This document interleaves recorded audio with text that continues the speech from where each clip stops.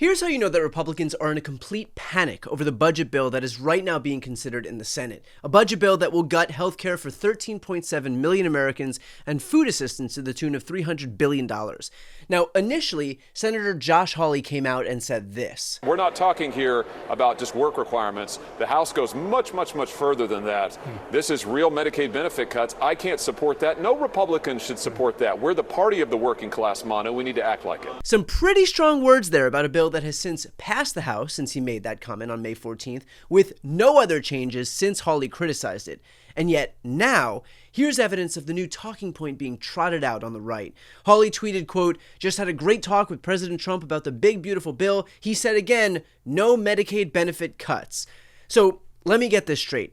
Hawley did an entire media tour skewering the bill because of its cuts to Medicaid, and he branded himself some champion for healthcare, and then the bill passes, again, with no changes between that media tour and now, and suddenly all it took was for Donald Trump to fart out some half-baked assurance that Medicaid wouldn't be cut for Hawley to completely fall in line. In other words, you've got Trump, who famously couldn't tell the truth if his life depended on it, and then you've got the nonpartisan Congressional Budget Office, whose only job is to score these bills that's saying that 13.7 million people will lose health care, including Medicaid benefits, and Hawley opts to side with Trump? But hey, working class champion, am I right?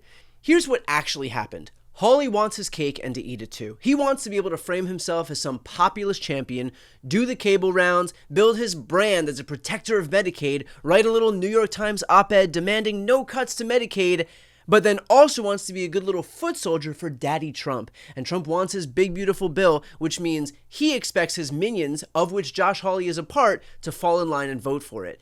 And so Hawley needed a way to square that circle, and so what he landed on was the very believable, well, Trump promised me that it won't cut Medicaid despite every independent scorekeeper assuring us that it would do so, and so I'm going to blindly side with Trump and vote for the bill that does the exact thing that I just spent weeks pretending that I'm against. To say that this guy is acting in bad faith would be the understatement of the century. But, importantly, he knows he can probably get away with it because of how the Republicans structured this bill and its cuts to Medicaid, as explained by Elizabeth Warren in our latest interview here. You remember the Roadrunner cartoons? Remember the bomb? Yeah. That you would buy, right, from Acme? Yep. Right? That what they want to do is they want to do a bomb with a really long fuse. And they want to say, we're going to cut healthcare for millions of Americans, and we're going to cut food help for millions of Americans. But we know that that is going to be terrible for millions of families, and it's going to be terrible for the economy. So we're going to pass the law now, light the fuse, and it's not going to explode mostly until right after the election. Yeah. That way, we can do the deny reality. We can all go out, and all of those Republicans can campaign saying, nope, nobody got hurt here. Did anybody get hurt here? Nobody's been hurt. Stop being so hysterical about this and try to bend reality. But understand about these cuts. They're going to hit literally tens of millions of families. They're going to hit new babies, half of all new babies, who are going to lose access to healthcare, new mamas, people with disabilities, little babies, children with disabilities. In other words, they know full well that this absolutely is going to gut Medicaid from millions upon millions upon millions of Americans, but they have purposefully designed this bill so that it won't happen until just after midterms, until they're no longer accountable to voters. So they're suspending the pain just long enough that they won't face consequences for their own actions. That's how stupid they think you are. And if you're wondering why the sudden change of heart from Hawley, not exactly rocket science. According to one Punchbowl News reporter, Trump spoke with Hawley today, wherein he reportedly told Hawley that politicians who cut Medicaid are stupid and lose elections. So rather than, not cut Medicaid, they're just delaying those cuts until after voters have already cast their ballots. They don't give a shit what happens to the voters, they just care that they don't have to face any consequences for it.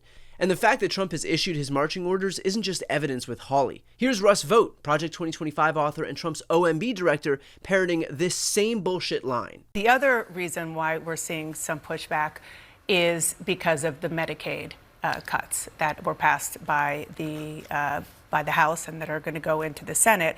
There was a town hall, which I'm sure you saw. Iowa Senator Joni Ernst was asked, it was pretty raucous, about the Medicaid cuts. And she responded by saying, people were saying that people are going to die. And she said, we're all going to die. But the question that she was getting from constituents were concerns about Medicaid, food stamps, and other government support programs leading to people dying and premature deaths. What do you say to those concerns? I think they're totally ridiculous. This is AstroTurf. This bill will preserve and protect the programs, the social safety net, but it will make it much more common sense. Look, 1 out of every $5 or $6 in Medicaid is improper. We have illegal immigrants on the program. We have able-bodied working adults that don't have a work requirement that they would have in TANF or even SNAP. And those are something that's very important to institute. That's what this bill does. No one will lose coverage as a result of this bill. That's not what Josh Hawley, who is not exactly a liberal Democrat, said. He said it's wrong to cut health care for the working poor, and that's what we're talking about here with Medicaid. Well, we continue to work with people in the Senate as to working them through with the specifics of the bill, what it does and what it doesn't do. We'll continue to do that, and I think at the end of the day, the Senate will have a resounding vote in favor of a substantially similar bill. See? Why bother protecting Medicaid when you can just lie and say that you're protecting Medicaid with zero intention of actually doing it? This is the strategy now. Just lie through your teeth and hope your supporters are too gullible, too stupid to know the difference. The reality is that this is the cornerstone of the MAGA agenda. Trump has promised his supporters that he would build the wall along the entire southern border. The guy built 52 miles of wall. That's it. But why bother doing the hard work when you can just lie? Trump promised his supporters that he presided over a booming economy his first term. Another lie. He presided over an economic contraction, which he continues to do right now. Trump promised a manufacturing boom both terms, and both terms he's failed to deliver. His first term saw a manufacturing loss of 178,000 jobs, and his second term is witnessing even more manufacturing loss, as just today it was announced that we've just endured 2 straight months of manufacturing decline despite Trump's grandiose promises of a new golden age. Let's be clear. The guy just says words. You could fly his new Qatari 747 in the space between what Trump says and the actual reality. So these Republican mouthpieces will pretend that up is down and black is white because they have realized that spewing straight lies to their audience is a hell of a lot more convenient than actually being honest and doing the work. Our job, then, is to make sure that everyone knows exactly what it is they're doing and to repeat the truth every single day between now and November 2026 so that Americans can see exactly the ways that Trump and his Republican Party are screwing them over.